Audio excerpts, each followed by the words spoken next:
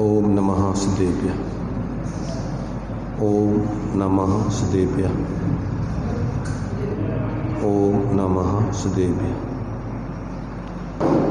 मंगलम भगवान वीरो मंगलम गौतमो मुनि मंगलम कुंद कुंदाद्यो जैन धर्मोस्तु मंगलम सर्वमंगल मांगल्यम सर्वकल्याणकारकं प्रधानं सर्वधर्माणां जैनं जयतु शासनं जैनं जयतु शासनं जीवं जीवं गौरवं जिणवरवशेन जीर्णनिदीठं देविन्दविन्दबन्धं वन्दे तं सर्वदा शिरसा।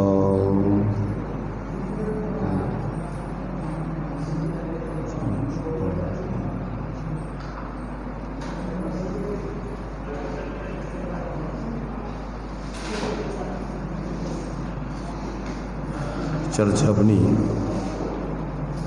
गाथा 9 के माध्यम से चलेगी। अभी अपना जीवो भोगमो अमुत्ति कत्ता, इसके बाद भोक्ता। जीव जो है किस चीज को भोगता है, उसमें कौन कौन सी विवक्षाएं लगती हैं, इनका स्पष्टीकरण यहाँ पर करेंगे इस 9वीं गाथा में। गाथा है व्यवहारा सोह दुखम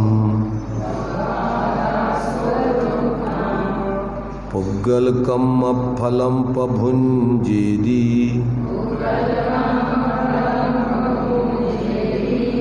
आदा निश्चय नयदो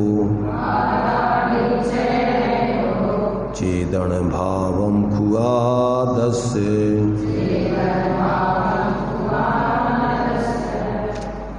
सुख दुख मय फल पुद्गल कर्म भोगे नय व्यवहार सुमर्म निश्चय नय निज चेतन भाव जीव भोग भी सदा कहाओ।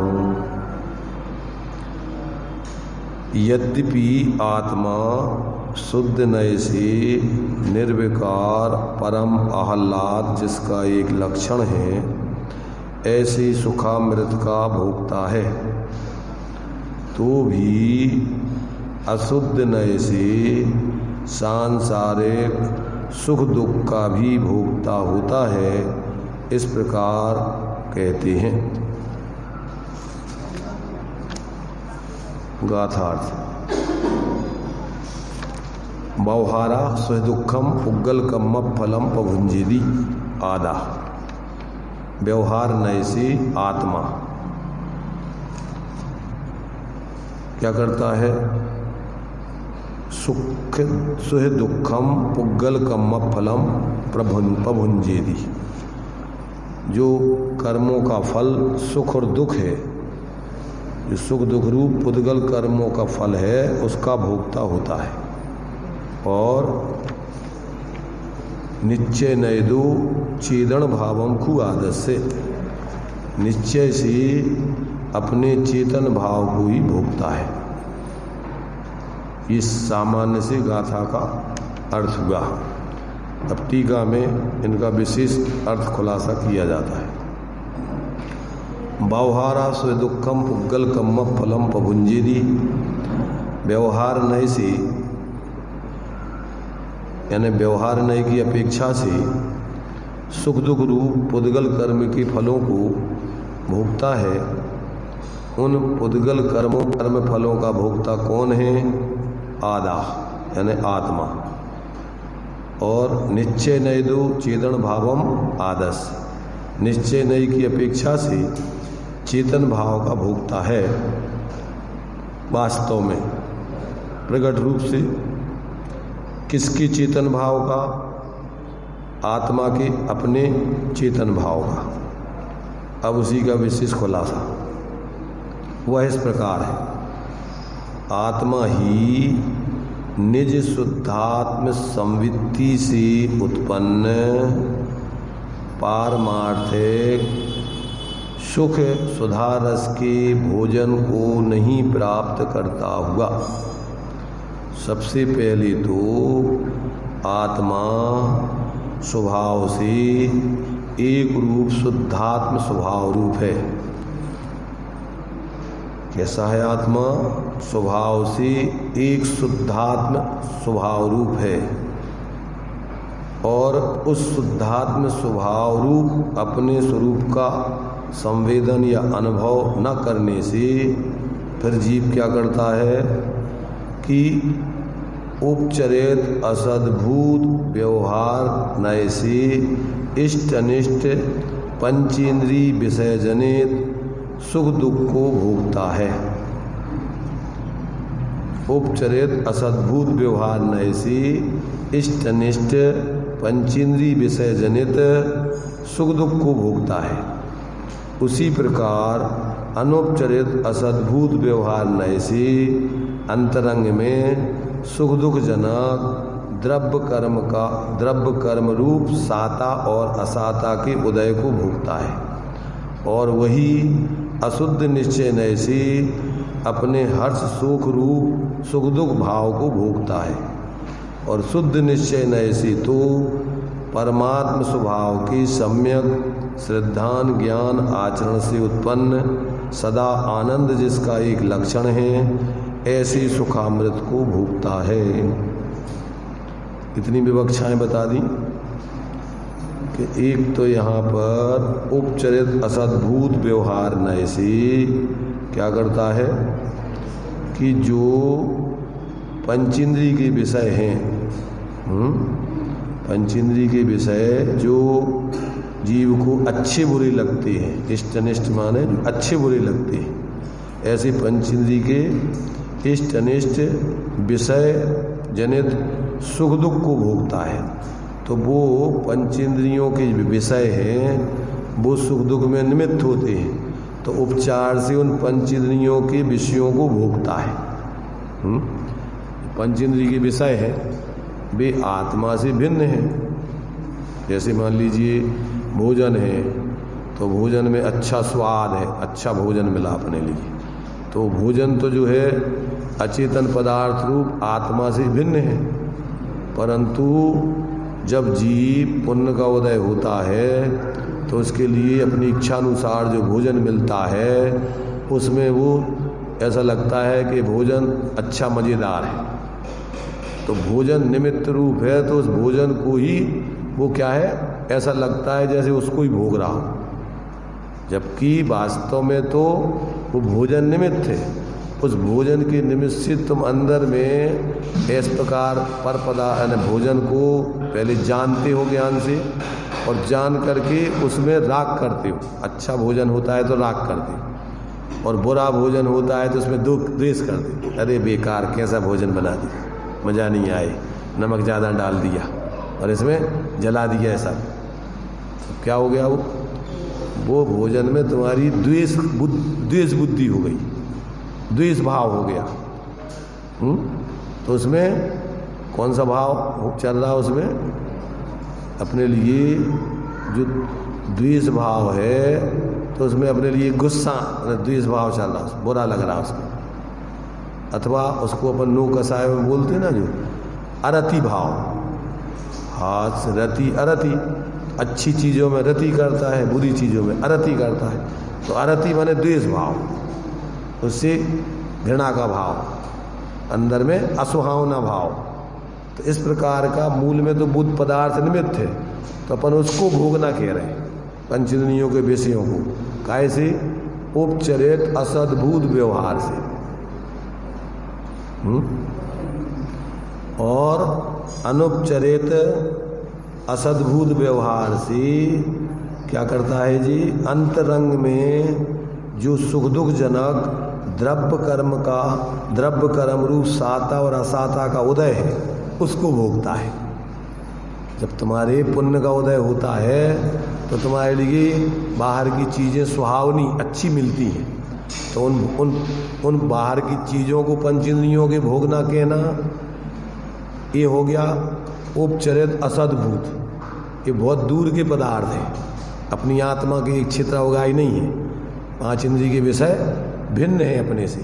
तो ये उपचरित आत्मा की सत्ता से अलग है, तो असद्भूत और भेद रूप है, इसलिए व्यवहार का कथन है। तो ये जो है उपचरित असद्भूत व्यवहार से पंचेंद्रिय जनित सुख दुख को भोगना कहना, ये उपचरित असद्भूत व्यवहार है। जो पंचेंद्रिय तो निमित्त है, वास्तव में तो सुख दुख तो अपनी स्वयं की कसाय की कल्पना है, रति अरति भाव है, राग द्वेष का भाव है। माने वास्तव में देखा जाए तो कोई पदार्थ इष्टनिष्ट नहीं होते, समझे ना। अज्ञान दशा में, मिथ्या दशा में अपन को बाह्य पदार्थ इष्टनिष्ट भाषित होते हैं, और उसमें वो पदार्थ जो निमित्त होते हैं वो अपने लिए बुरे कहे जाएंगे, उनका भोग कहा जाएगा।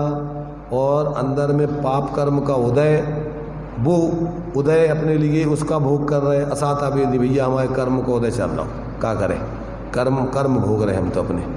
तो वो साता वेदनी कर्म का उदय उसको भोगता कहलाएगा। काय की अपेक्षा अनौपचरित असद्भूत व्यवहार न है। अनौपचरित चूंकि वो एक क्षेत्रावगाही संबंध है कर्म, और उनका उदय होने पर जीव उसमें क्या करता है, ऐसा हर्ष विषाद या सुख दुख का भाव करता है। इस प्रकार से वो उन कर्मों का भोक्ता कहा जाएगा। और अशुद्ध निश्चय नय से अपने स्वयं के हर्ष विषाद रूप सुख दुख का भोगता है, या हर्ष विषाद रूप भाव का भोगता है। तो यहाँ पर जो है द्रव्य कर्म रूप साता के उदय को भोगता है, और वही अशुद्ध निश्चय नय से हर्ष विषाद रूप सुख दुख के अपने भाव को भोगता है। ये क्या है, ये आत्मा में जो भाव हो रहा है वो क्या है, वास्तव में निश्चय से आत्मा ही का है। अभी दृष्टि से देखो तो वो आत्मा ही है। अब क्योंकि वो कर्म के उदय में हुआ है, स्वाभाविक नहीं है, आत्मिक भाव नहीं है, वो विकारी भाव है, इसलिए उसको अशुद्ध करें। अशुद्ध क्यों कह रहे हैं, जैसे पानी गर्म हो गया है तो पानी का स्वभाव नहीं है, शीतलता जैसे स्वभाव है, ऐसे ही आत्मा का स्वभाव शांत निराकुल है, परंतु अशांत विकारी परिणाम सुख दुख आदि के भाव ये सब कर्म के उदय में जुड़ करके अशुद्ध भाव है, इसलिए वो आत्मा ही का है, इसलिए निश्चय है, और वो तन्मय होकर उसको भोगता है, भिन्न नहीं समझता है, इसलिए वो अशुद्ध निश्चय नय से आत्मा काय का भोगता है, अपने विकारी भावों का, सुख दुख आदि विकारी भावों का भोगता है। परंतु शुद्ध निश्चय नय से तो काय का भोगता है, परमात्म स्वभाव की, अपने जो आत्मा का चैतन्य स्वभाव है, ज्ञाता दृष्टा स्वभाव है, शांत निराकुल स्वभाव है, एक रूप स्वभाव है, उसको जब अपने रूप में जानता है, अपने रूप में मानता है और उसमें स्थिरता करता है, तो उससे जो शांति मिलती है वो अपने शुद्ध भावों का भोगता है। काय का भोगता है वो, फिर अपने स्वाभाविक शुद्ध भावों का। तो इस प्रकार से ये जीव के किस किस प्रकार से कौन कौन से भाव कैसे होते हैं, तो उसमें उपचार से निमित्त आदि का भोक्ता भी कहा जाता है, क्योंकि निमित्त नैमित्तिक संबंध से जो भाव होते हैं तो उपचार से अपन जैसे जिसके निमित्त से जो कार्य कर रहे हैं तो अपन कह देते हैं, जैसे मान लीजिए मकान बनवाया और 2 लड़कों के निमित्त से अलग अलग मकान बनवाए, तो ये मकान किसका है कि भैया ये बड़े लड़के का मकान है। किसका मकान है, वो व्यवहार से तो तुम अभी अधिकारी हो उसके, परंतु तुमने उसके निमित्त से बनवाया है, तो वो किसका कहलाएगा, बड़े लड़के का मकान। ये किसका है कि ये छोटे लड़के का मकान। वास्तव में अपन व्यवहार ही से देखो तो अभी वो तुम्हारा ही है, और निश्चय से देखो तो मकान तो वास्तव में किसका है, वो पौद्गलिक है। वो बड़े लड़के को लक्ष्य करके बनवाया, बड़ा लड़का भी उसमें माने कि ये मेरा मकान है, तो वो मेरा पने का जो भाव हो रहा है उस मकान के निमित्त से हो रहा है, तो वो मकान का भोक्ता कहलाएगा उपचार से। जिसकी निमित्त से जो भाव होते हैं वो व्यवहार से, उपचार से उसी के कहलाते हैं। जैसे किसी ने तुम्हें गाली दे दी और तुम्हें गुस्सा आया, तो अपन क्या बोलते हैं? इसने मुझे गुस्सा दिलाई। तो किसने दिलाई गुस्सा तुम्हें? उसके पास तुम्हारी गुस्सा थी क्या? तुमने उस गाली में जुड़ करके अपने स्वयं के परिणाम बिगाड़े, तो गाली पर आरोप आ जाएगा कि इसकी गाली से हमें गुस्सा आया। गाली तो पौधगलिक थी, वास्तव में वो तो तुम्हारे लिए कुछ कहती नहीं है कि तुम इसको अच्छा मानो कि बुरा मानो। कभी कभी अपन क्या गाली को अच्छा भी मानते हैं। मित्र लोग गाली देते हैं तो अपन उसमें प्रसन्न होते हैं। अतरा जब शादी होती है तो समझे, सबसे पहले जब शादी होती है तो इधर होता कि नहीं, पहले समधी को गालियों को बुलौगा दिया जाता है। तो वो गाली जब दिलाई जाती हैं तो वो समधी बुरा मानता कि अच्छा मानता? तो अब गाली अच्छी हैं कि बुरी हैं? अब ये तुम्हारी कल्पना है और तुम उसमें अपनी मान्यता बनाती हो। तो अब उसमें जो है गाली लोग अच्छी भी मानते हैं, जबकि वो गाली तो गाली है, पुद्गल की रचना है। अब वो ना अच्छी है ना बुरी है। तुम्हारे भाव से, मोह भाव से उसमें अच्छे बुरे की कल्पना करोगे। तो ये जो है यहाँ पर अपने लिए ये विवक्षाएं आचार्य देव बता रहे कि तुम किस चीज के व्यवहार से क्या क्या करते हो, क्या भोगते हो, निश्चय से क्या करते हो, क्या भोगते हो। तो निश्चय से तो जीव अपने ही भावों का कर्ता भोगता है। इसमें मूल गाथा में अपन ने पढ़ा ना कि निश्चय नयदो चेतन भावम को आदर्श। निश्चय से तो अपने चेतन भावों में सब आ गए, शुद्ध भाव भी आ गए, अशुद्ध भी आ गए, एक देश शुद्ध भी आ गए, पूर्ण शुद्ध भी आ गए, परम शुद्ध भी आ गए। चेतन भाव में 4 प्रकार से जो है वो निश्चय बन जाएगा। परम शुद्ध निश्चय न है तो वो अपने त्रिकाल ज्ञाता दृष्टा स्वभाव का ही कर्ता भोगता है, और पर्यायार्थिक नय से उसके आश्रय से प्रकट होने वाले एक देश शुद्ध भावों का कर्ता भोगता है। और जब वे पूर्ण स्वाश्रय से पूर्ण शुद्धता प्रकट हो जाए तो उस पूर्ण शुद्ध निश्चय नय के विषयभूत उन शुद्ध भावों का कर्ता भोगता है। और जब अपन पर में जुड़ करके विकारी परिणाम करते हैं तो उन विकारी परिणामों का ही अपन कर्ता भोगता है।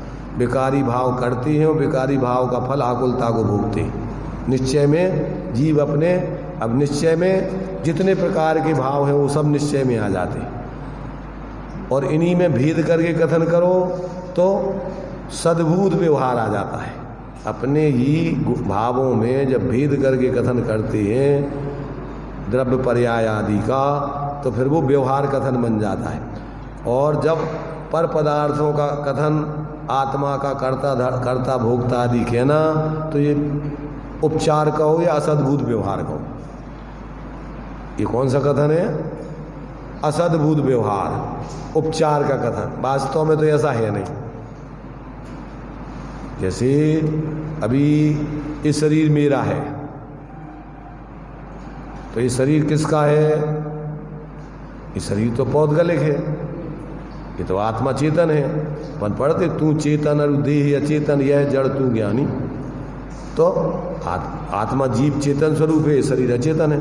परंतु चूंकि एक क्षेत्रावगाही संबंध होने से अनादिकाल से जीव अपने स्वरूप को भूलकर देह जीव को एक गिने बहिरातम तत्व मुधाए। ये जीव के मिथ्यात्व का भाव है। भाव तो जीव का ही है, पर कौन सा भाव है? मिथ्या, झूठा। देह आत्मा तो है नहीं और देह को आत्मा मान रहा है, तो ये भाव इसका सही है कि मिथ्या है? देखो, व्यवहार में संयोग की दृष्टि से मानना और कहना ये झूठा नहीं है, परंतु परमार्थ से उसको जीवई का मान लेना, जीवई मान लेना, ये मिथ्यात्व है। संयोग को संयोग मानना ये मिथ्यात्व नहीं है, तो सम्यक है। संसार दशा में शरीर अपने साथ है तो व्यवहार से अपन भैया ये शरीर अपना है, मतलब उसको समझो संयोग रूप में। परंतु यदि उसको अपना स्वभाव मान लो, आत्मा ही मान लो, तो ये क्या हो गया? इसका नाम मिथ्यात्व हो गया। तो ये अपन को यहाँ पर विवक्षाएं बताई जा रही। अब लोक में सारी विवक्षाएं ये चलती हैं। देखो, लोक में जब बच्चे अपने अनुकूल नहीं चलते हैं और अपने लिए ज़्यादा हानिकारक हो जाते हैं तो अपन पेपर में निकलवा देते हैं कि इस बच्चे से हमारा कोई संबंध नहीं, जो ये बच्चा कुछ लेन देन करेगा तो इसकी जिम्मेदारी हमारी नहीं है। समझ रहे ना? ऐसे ही जो है अपने अंदर में जितने विकारी आदि भाव होते हैं वे आत्मा के हित में नहीं है, तो उसको आत्मा के नहीं कहते, जबकि क्या है वो आत्मा में हो रहे हैं परंतु उससे आत्मा का हित नहीं है। जैसे माँ बाप का हित नहीं, उसकी आज्ञा का पालन नहीं करते तो अपने बच्चों को भी जो कुपुत्र होते हैं उनको भी घोषित कर देते कि हमारे नहीं। ऐसे जो आत्मा में होने वाले मिथ्यात्व आदि के भाव हैं, जो आत्मा के स्वभाव से विपरीत भाव आदि हैं, तो उनको स्वभाव के अनुकूल नहीं होने से, आत्मा के हित में नहीं होने से उनको सबको काय में डाल देते हैं कि आत्मा के भाव नहीं, कर जिसके निमित्त से हुए हैं उन्हीं के भाव कह देते हैं। जबकि अपन उसको निकालने की दृष्टि से भी आत्मा में हुए हैं, जैसे बीमारी शरीर में होती है परंतु वो शरीर का कोई धर्म नहीं, अंग नहीं है, इसलिए उसको निकाल देने लायक है। तो अलग कर देने की दृष्टि से उसको अपन कहते हैं कि ये आत्मा के भाव नहीं है, परंतु वास्तव में तो वो आत्मा में हुए हैं और अपने स्वरूप को भूल के हुए हैं। तो अब उनके लिए क्या है, अगर अलग करना है तो क्या करना कि अपन जो अपने नहीं हैं, जो द्रव्यवादी परद्रव्यवादी जिनसे अपन को सुख दुख नहीं है, तो उनमें अपनी मिथ्या कल्पनाएं छोड़े अपन कि भैया जी अपने से भिन्न है, तो मिथ्यात्व के भाव नहीं होंगे, अज्ञान के भाव नहीं होंगे, और उनमें इष्टनिष्ठ कल्पना नहीं करेंगे तो राग द्वेष के भाव नहीं होंगे। तो ये भाव अपने पर से भिन्न, अपने के अपन तो ज्ञाता दृष्ट आत्मा है और उसी को अपना स्वरूप जाने और उसी में अपन स्थिर हो, तो अपने मिथ्यात्व आदि के अज्ञान के कसाय के भाव पैदा नहीं होंगे और वे ही अपन को सुख रूप है। तो ये अपन को यहाँ पर देखो भावार्थ में अंत में निकाल के बताएंगे। अभी तो पहले तुम्हें विवक्षाएं समझा रहे, जो चार तरीके से अपन को अर्थ करने की पद्धति बतलाई। सब पहले तो शब्दार्थ, फिर नयार्थ, फिर मतार्थ, फिर आगमार्थ, फिर भावार्थ। तो इसमें 5 तरीके से अपन को इसमें स्पष्टीकरण करते हैं। तो अभी तो अपन को नयार्थ बता रहे हैं, कौन सी नए से क्या क्या कहा जाता है।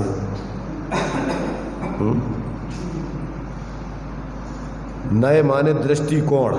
एक ही व्यक्ति है तो एक व्यक्ति को अपन कई दृष्टिकोणों से बताते हैं। ये व्यक्ति फलाने का भाई है, ये व्यक्ति फलाने का बेटा है, ये व्यक्ति फलाने का पिता है। तो एक ही व्यक्ति है और उसको अलग अलग दृष्टिकोणों से अलग अलग नाम दिए जा रहे हैं। ऐसे ही जीव में अलग अलग दृष्टिकोणों से उसका अलग अलग स्वरूप बताया जा रहा है। जीव का मूल स्वरूप शांत निराकुल ज्ञाता दृष्टा है, परंतु ऐसे अपने स्वरूप को भूलकर वो क्या करता है, यहाँ दिया ना कि विकारी भाव पैदा होते हैं तो किस अपेक्षा से राग आदि विकल्प रहित, राग आदि विकल्प रूपादि रहित, निष्क्रिय परम चैतन्य की भावना से रहित होने से जीव ने रागादिक को उत्पन्न करने वाला जो कर्म उपार्जित किया है उसका उदय होने पर निष्क्रिय निर्मल स्वसंवित्ति को नहीं प्राप्त करता हुआ जीव भाव कर्म शब्द से वाच्य रागादि विकल्प रूप चेतन कर्मों का अशुद्ध निश्चय नैसी करता है। ये यहाँ कर्ता का इस तरफ पढ़ दिया हमने, अभी अपना नौवीं गाथा का चल रहा है। ये इस तरफ पढ़ा ना, जैसे कर्तापना दिया ना जैसे, तो कहाँ से अस्थि से नास्ति का कथन किया। इस तरह अपन ने जो है 26 नंबर पे जो यहाँ से चालू होता है, इसमें भोक्ता में भी अपन ने यहाँ से पढ़ा। देखो यहाँ से दिया ना,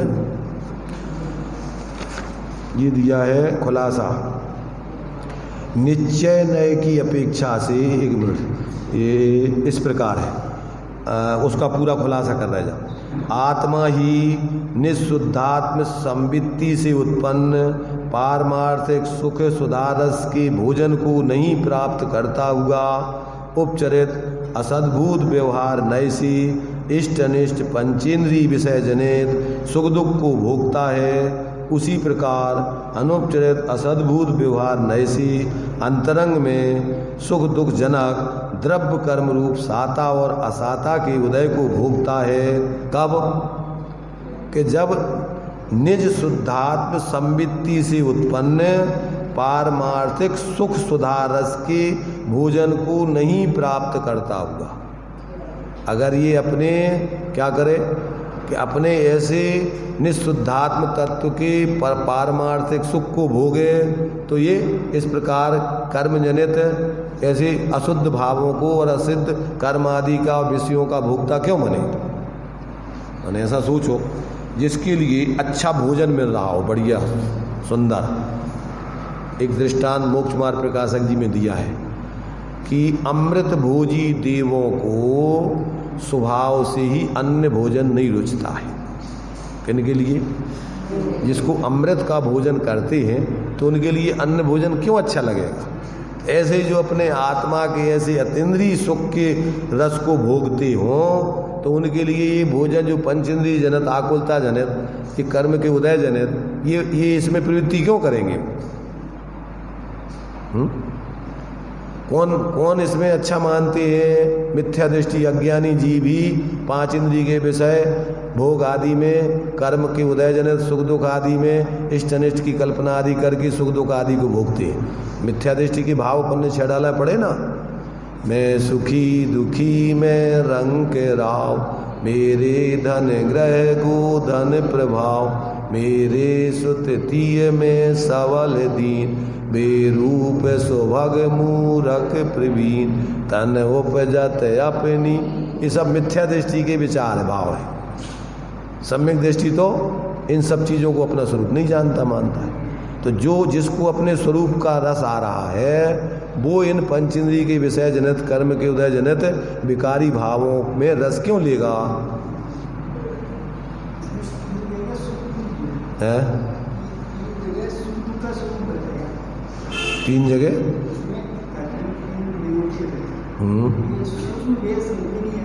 क्या नहीं आ रहा? अंतर बता रहे ना। देखो खुलासा नहीं है, इसलिए तो खुलासा कर रहे हैं अपन उसको कि पहली चीज तो आत्मिक सुख। पहले सामान्य से समझ लो। पहले अपन समझ लो आत्मिक सुख, फिर पंचेंद्रिय जनित सुख, फिर कर्म जनित सुख। कितने प्रकार का सुख हो गया? तीन प्रकार का। कितने प्रकार का? पंचेंद्रिय जनित, कर्म जनित और आत्मिक सुख दुख दोनों उसमें लगा लो। तो ये कितना हो गया? तो जो पर निमित्त जो है पंचेंद्रियों के विषय उनमें सुख दुख का अनुभव करना, ये कौन से नए से? उपचरित असद्भुत व्यवहार नए से पदार्थ। हाँ है उनमें, हाँ संवेदन का उसको। तो उनमें सुख दुख का संवेदन करना ये उपचरित असद्भुत व्यवहार नए में जाएगा। और जो साता सादा वेदनी कर्म के उदय है उस उदय में सुख दुख की कल्पना करना वो कर्म जनित सुख दुख कहलाएगा। एक ही चीज देखो, एक चीज है उसको तीन तरीके से समझना है। बाह्य निमित्त होंगे। देखो जब भी जीव के विकारी भाव होते हैं उनमें तीन चीजें बनती हैं। एक तो नो कर्मों के अवलंबन पूर्वक होते हैं, एक कर्म के उदय पूर्वक होते हैं और एक जीव के भाव पूर्वक होते हैं। तो ये तीनों चीजें आपको समझना है कि जिन नो कर्मों का अवलंबन लिया जाएगा उनका भोक्ता कहा जाए, ये उपचार का असद्भुत व्यवहार का उपचरित असद्भुत व्यवहार हो गया। जिस कर्म के उदय में वो उसमें जुड़ रहा है उस कर्म का भोक्ता, सुख दुख का भोक्ता कहा जाए, वो अनुपचरित असद्भुत व्यवहार न कहलाएगा। और जो अपने अंदर भाव हो रहे हैं वो अशुद्ध निश्चय नहीं कहो या उपचरित सद्भुत व्यवहार कहो। यहाँ वो व्यवहार के दो ही पक्ष समझाए। अभी जो चार पक्ष हैं सद्भुत वाले नहीं लिए एक भी, यहाँ उसमें अशुद्ध में लगा दिए फिर। हाँ वो व्यवहार है। तो इसको अभी दृष्टि से कहते हैं वो तो अशुद्ध निश्चय में चला गया। तो जीव के परिणामों का भोक्ता सुख दुख का वो अशुद्ध निश्चय हो गया। और अपने शुद्ध स्वभाव का सम्यक सिद्धांत ज्ञान आचरण रूप एक देश भोक्ता, एक देश शुद्ध निश्चय है और पूर्ण अपने स्वाभाविक अनंत दर्शन ज्ञान सुख आदि का भोक्ता, वो पूर्ण शुद्ध यानी जिसको अपन शुद्ध निश्चय है। एक देश शुद्ध निश्चय है, अशुद्ध निश्चय है और शुद्ध निश्चय है। और जो पहले बताया था परम शुद्ध निश्चय है से आत्मा ज्ञाता दृष्टा है। तो ये अपन को इस सारी विवक्षाएं ज्ञान में आने चाहिए। शास्त्रों में सब जगह यही विवक्षाओं से कथन होता है। अब अपन को उसका ज्ञान हो तो अपन भ्रमित नहीं होंगे। और फिर अपन ये नहीं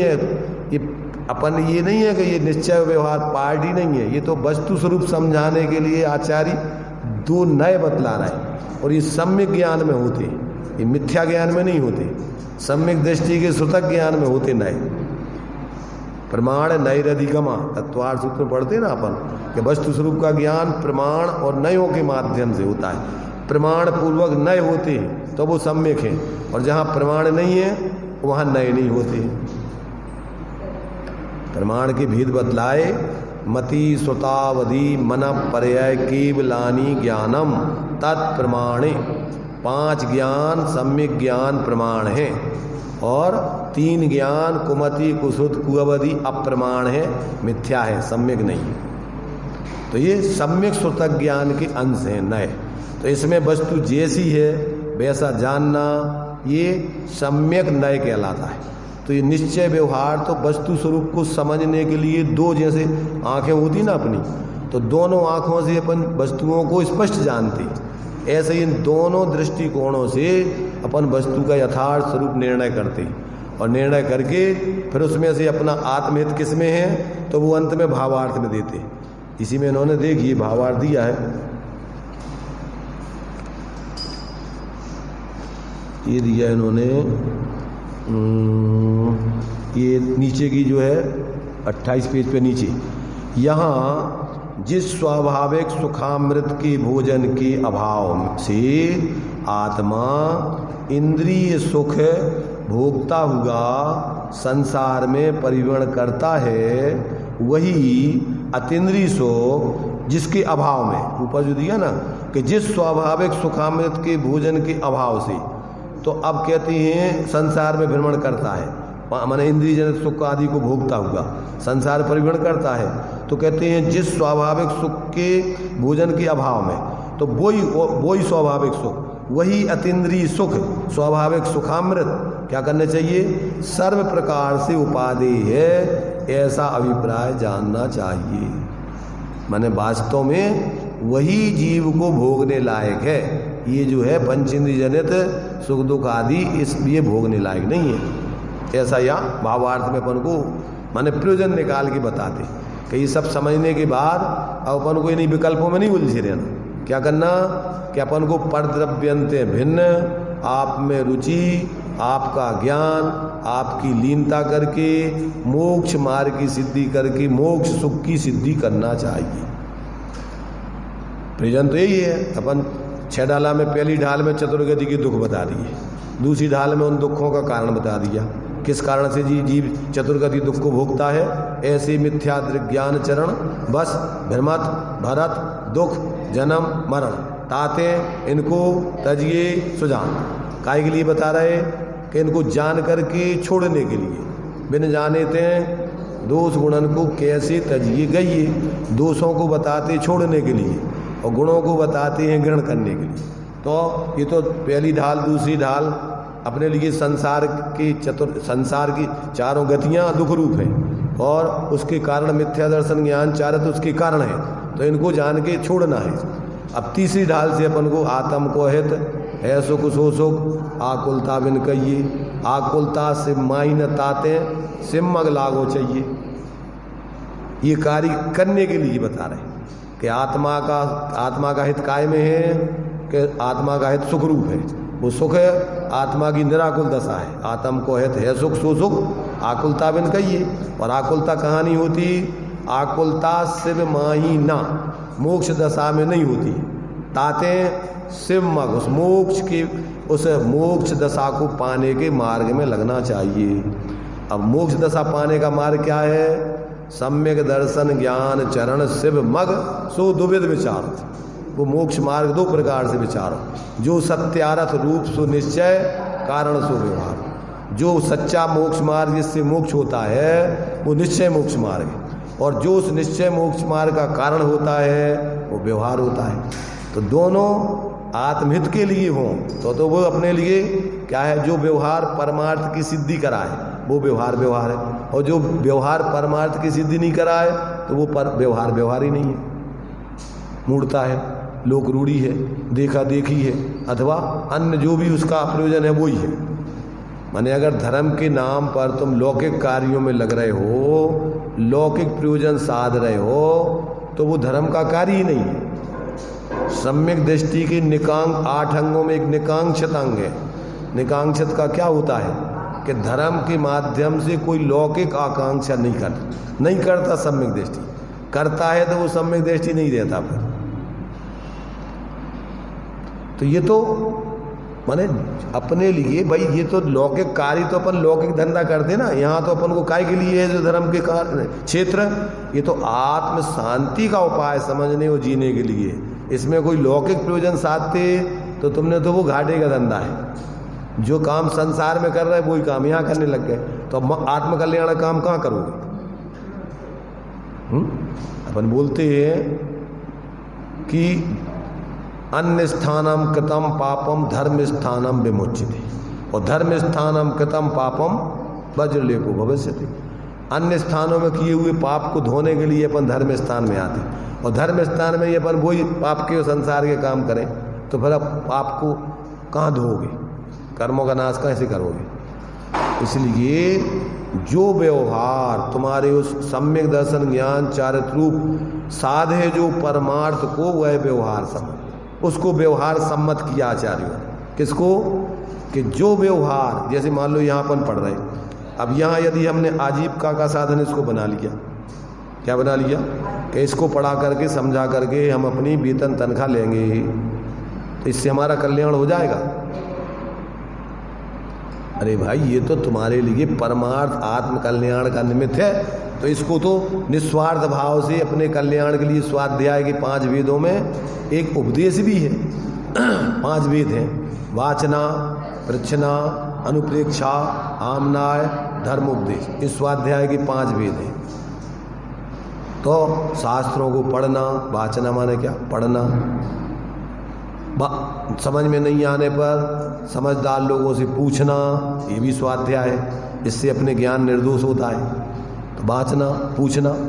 तो इसके बाद अनुप्रेक्षा, उसका बार बार चिंतन करना, उसका बार बार रिवीजन करना, ये अनुप्रेक्षा माने उसका चिंतन करना अनुप्रेक्षा है। और आमनाय, आमनाय माने अन्य आचार्यों की परंपरा से मिलाना, कि ये इसमें ऐसा लिखा है और आचार्य इसमें क्या कह रहे हैं और दूसरे लोग क्या कह रहे हैं, उसको मिलाना, ये भी आमनाय है। आमनाय माने परंपरा से मिलाना, और आमनाय माने पुनरावर्तन भी होता है, बार बार उसको घोंकना, याद करना, इसका नाम भी आमनाय है। दोनों चीज़ें आती इसमें कि आप अन्य ज्ञानियों की परंपरा से मिलाओ और बार बार उसको फिर सत्य यथार्थ होने पर उसको याद रखने के लिए बार बार पुनरावर्तन करो। और फिर जब आप पक्के हो जाओ उसमें कि हाँ ये बात बिल्कुल सही है, तो फिर दूसरों के लिए भी समझाना। तो इससे क्या होगा कि इसमें तुम्हारा, देखो, दूसरों को समझाना ये तुम्हारा स्वाध्याय है। वेद तो समझे तो वे जाने, पर तुम्हारा उपयोग इसमें लगेगा तो आप पापों से बचोगे।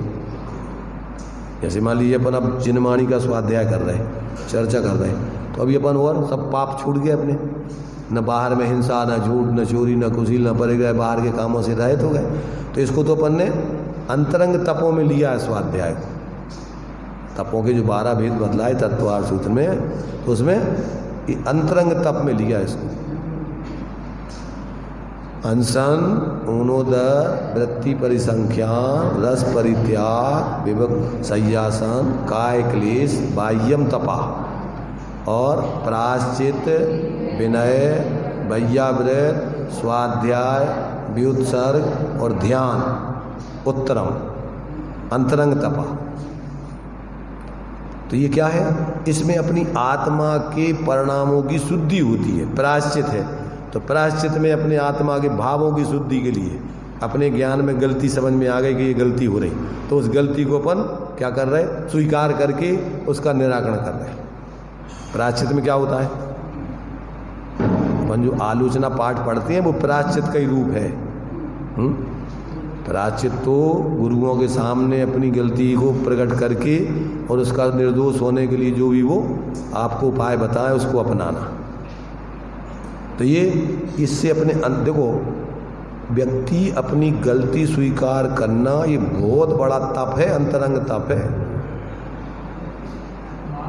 प्रत्येक व्यक्ति अपनी गलती स्वीकार ही नहीं करता है, और बल्कि जो अपन में अच्छाई नहीं है वो अच्छाई बताना चाहता है और बुराइयों को छिपाना चाहता है। तो बुराई को छिपाने से दूर होगी कि उसको हटाने से दूर होगी, उसको समझ करके दूर करने से दूर होगी। छुपाने से तो और बीमारी छुपाओगे, डॉक्टर से अगर बीमारी छुपाओगे तो स्वस्थ हो जाओगे क्या, बताओगे नहीं। तो ऐसे ही अपन को अपनी जो भी गलतियां होती हैं, आत्मार्थी व्यक्ति तो अपने से बड़ों के सामने जाके प्रकट करके उसको निराकरण करने का उपाय पूछते हैं कि ये हमारे जीवन में ऐसी ऐसी, अब इसको हम क्या कैसे निकालें।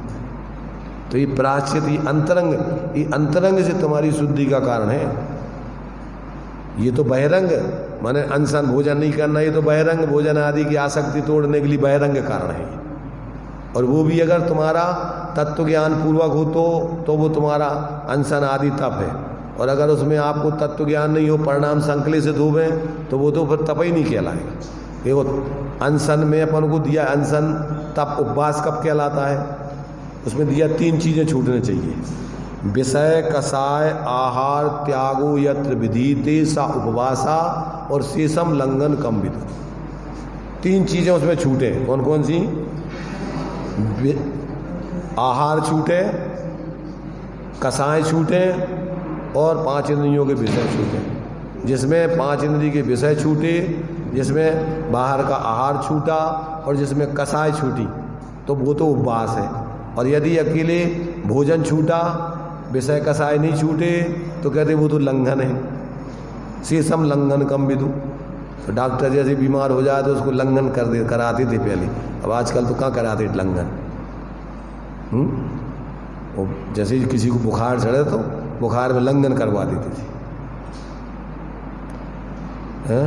बुखार को लंघन और आंखों को बंधन, आंखें आ जाए बीमार हो जाए तो उसके कपड़ा लगा करके उसमें बंधन बना देते थे, उसमें बाहर की कोई किसी प्रकार का वो नहीं जावे।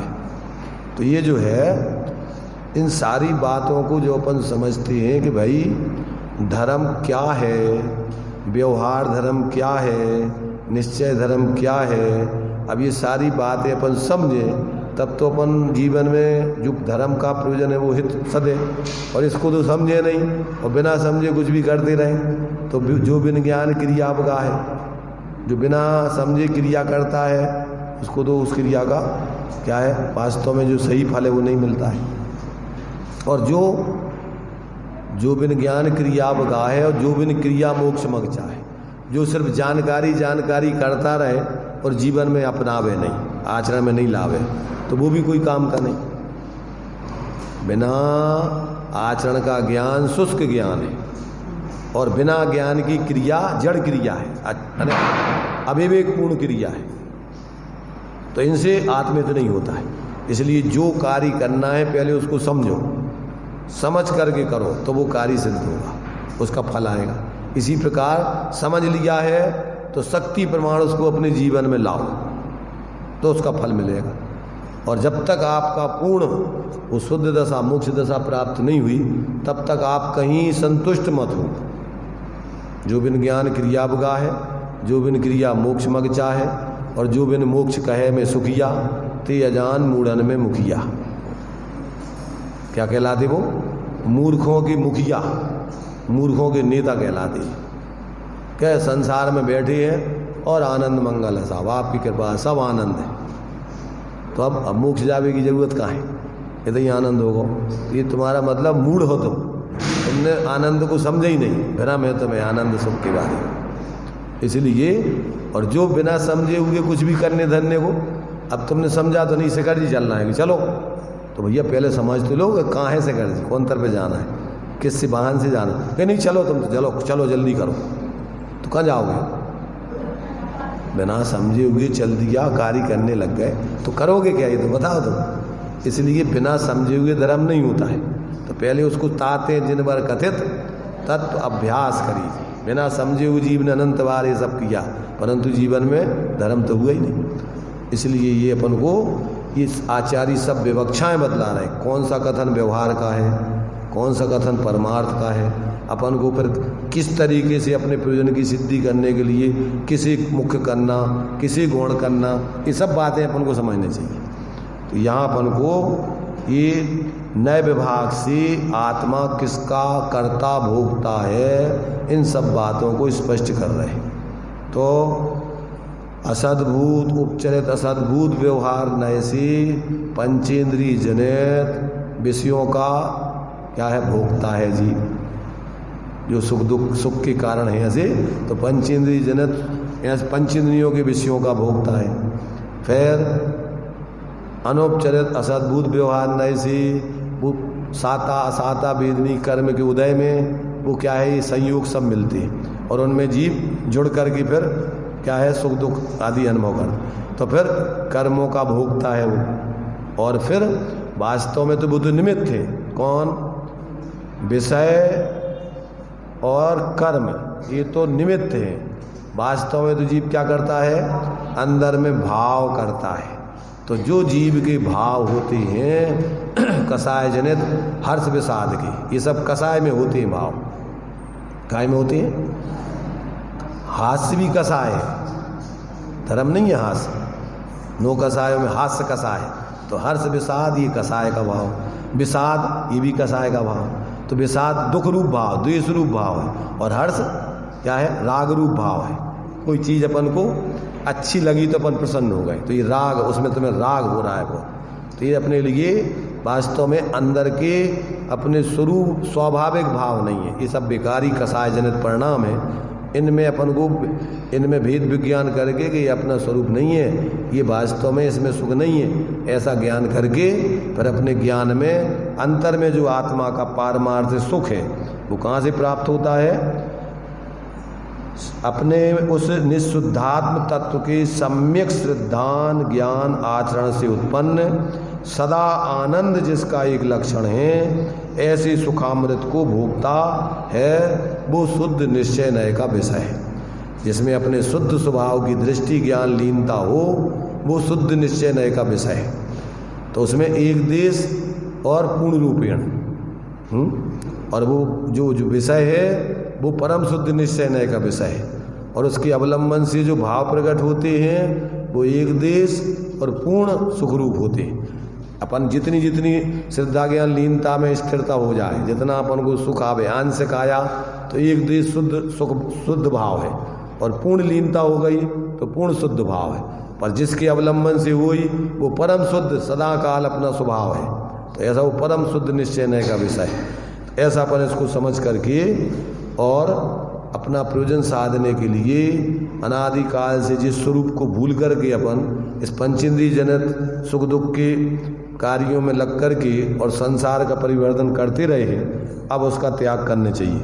तो यहाँ जिस स्वाभाविक ये विवक्षाएं इतनी समझ में आ गई यहाँ की, नीचे का पैराग्राफ, यहाँ जिस स्वाभाविक सुखामृत के भोजन के अभाव से आत्मा इंद्रिय सुख भोगता हुआ संसार में परिभ्रमण करता है। तो यहाँ नीचे रेफरेंस दिया इन्होंने, संसार में परिभ्रमण करने वाले प्रथम गुणस्थान के धारक सर्व मिथ्या दृष्टि जीव होते हैं। चतुर्थ गुणस्थान से सिद्ध तक के सर्व जीव उनकी भूमिका की शुद्धि अनुसार आत्मिक अतीन्द्रिय सुख को भोगते हैं। ऐसा इस गाथा का तात्पर्य जानना। जितना जितना अपने आत्मा के आश्रय से प्रवृत्ति होगी उतना उतना जीवन में सुख प्रकट होता जाएगा। तो 14 गुणस्थान है, तो सबसे पहला मिथ्यात्व गुणस्थान में जीवन आदि काल से रह रहा है, उसमें तो पूरा दुखी है जीव। अब सुख कहाँ से चालू होता है कि जहाँ से वो अपने आत्मा की श्रद्धा ज्ञान लीनता प्रारंभ करता है, वहाँ से एक देश सुख चालू होता है। जहाँ से अनंतानमंदी कसाय मिथ्यात गया चौथे गुण स्थान में, तो वहाँ उतनी शांति आ गई। 41 प्रकृतियों का आश्रय बंध रुक गया। फिर इसके बाद पंचम गुण स्थान में अप्रत्यख्यान जनित कर्मों का आश्रय बंध रुक जाएगा, क्योंकि कसायों से कर्मों का आश्रय बंद होता है और कसाय जा रही हैं तो तत्संबंधी आश्रय बंध रुक जाएगा। और उसके अभाव में क्या होगा कि स्वरूप की वीतरागता प्रकट होती जाएगी। जितना जितना मेल दूर होता जाएगा उतना उतना कपड़ा स्वच्छ होता जाएगा। जिस दिन पूर्ण मेल दूर हो जाएगा उस दिन कपड़ा पूर्ण स्वच्छ। तो ऐसे ही अपने मोक्ष मार्ग में आंशिक शुद्धि आंशिक अशुद्धि, तो जितनी जितनी अशुद्धि रह गई, जैसे पंचम गुण स्थान में 2 चौकड़ी कसाय रह गई, प्रत्यख्यान और संजुलन, तत्संबंधी आकुलता है। और उसका ही वो जीव अभी संसार में रहेगा, पर संसार में अच्छी गतियों में रहेगा। अच्छी माने मनुष्य और देव, मनुष्यों में भी उत्कृष्ट मनुष्य, देवों में भी हीन मनुष्य, देव नहीं। भवनत्रक में जन्म नहीं होता सम्यक दृष्टि का। 6 डाला में अपन पढ़ते ना, क्या पढ़ते हैं? प्रथम नरक बिन षडभू ज्योतिष बान भवन सण नारी, थावर विकल त्रय पशु में नहीं उपजत सम्यक धारी। प्रथम नरक में तो अगर आयु बांध लिए तो पहले नरक तक सम्यक दृष्टि जा सकता है, सम्यक को लेकर, इसके आगे मिथ्यात अवस्था में जाता है। तो अब सम्यक दृष्टि जीव के पहले तो अगर आयु बंद नहीं हुआ तो नरक में भी नहीं जाएगा, मात्र भवनत्रक में नहीं जाएगा, स्त्री पर्याय में नहीं जाएगा, हीन मनुष्य आदि में पैदा नहीं होगा, और जहाँ पर तीर्थंकर आदि नहीं होते ऐसे स्थानों में पैदा नहीं होगा। कहाँ होगा? विदेश क्षेत्र आदि, जहाँ पर सदा काल मोक्ष की साधना होती रहती। तो ये जहाँ से जीव का मोक्ष मार्ग चालू होता है वहाँ से उसके भावों में बहुत ऊंचाई और जीवन में पवित्रता शांति चालू हो जाती है। और वहाँ से व्यक्ति जितना जितना स्वरूप की स्थिरता करता जाता है उतना उतना सुख को, सच्चे सुख को, आत्मिक सुख को पाता है। और जिस दिन पूर्ण वीतराग दशा हो जाती है उस दिन पूर्ण सुख को प्राप्त करके वो आत्मा परमात्मा बन जाता है। धर्मात्मा, बहिरात्मा, अंतरात्मा और परमात्मा। तो बहिरात्मा मिथ्या दृष्टि, अंतरात्मा सम्यक दृष्टि, 12वें चौथे से 12वें तक, और परमात्मा 13वें गुण स्थान से लेकर सिद्धालय तक। 13वें 14वें गुण स्थान में सकल परमात्मा और सिद्धालय की निकल परमात्मा। तो ये आत्मा की दशाएं। तो इस प्रकार से ये जो जीव इस प्रकार से क्या करता है, जिस स्वाभाविक सुखामृत के भोजन के अभाव के से आत्मा इंद्रिय सुख भोगता हुआ संसार में परिभ्रमण करता है, वही अतीन्द्रिय सुख इस सर्व प्रकार से उपादेय है, ऐसा अभिप्राय जानना। इस प्रकार कर्ता कर्म फल को नहीं भोगता है, इस बौद्ध मत का निषेध करने के लिए भोक्तृत्व के व्याख्यान से यह 9वां सूत्र पूर्ण हुआ। मतार्थ, बौद्ध लोग क्या मानते हैं कि जीव क्षण क्षण में उत्पन्न नष्ट होता है, इसलिए कर्मों का फल नहीं भोगता वो।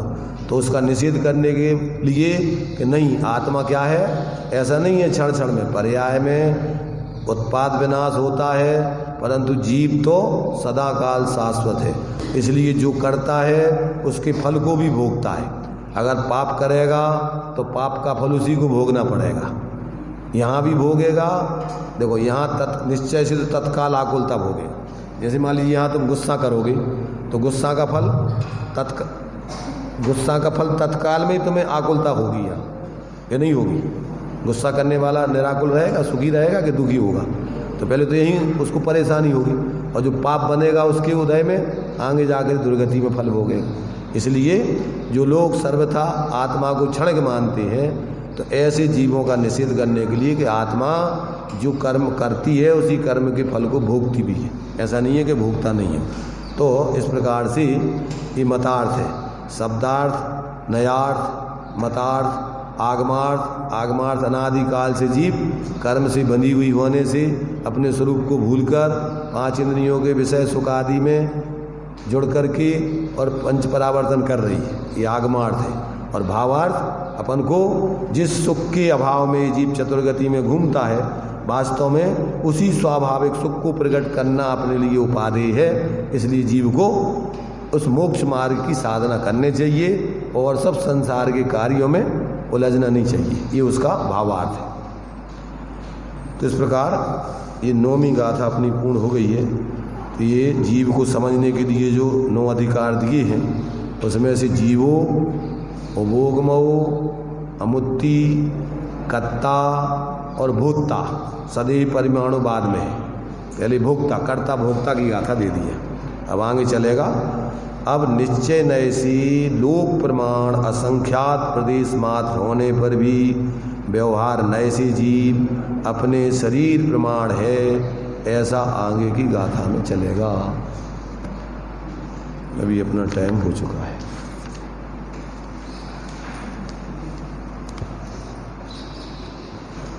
व्यवहार सुख दुखम उग्गल कम्मक फलम पभुंजेदी आदा अणिचयणेदो चेदन भावम खुआदस। इस 9वीं गाथा के आधार पे आज अपने को स्वाध्याय का लाभ मिला। वास्तव में आत्मा तो अपने सुखामृत का ही भोगता है। उस सुखामृत को भूल के उपचरित असद्भुत व्यवहारने से पंचेंद्रिय के विषयों को भोगता है। अनुपचरित असद्भुत व्यवहारने से यह आत्मा कर्म फल को भोगता है, कर्म के फल सुख दुख को भोगता है। अशुद्ध निश्चय से अपने विकारी भावों का भोगता है।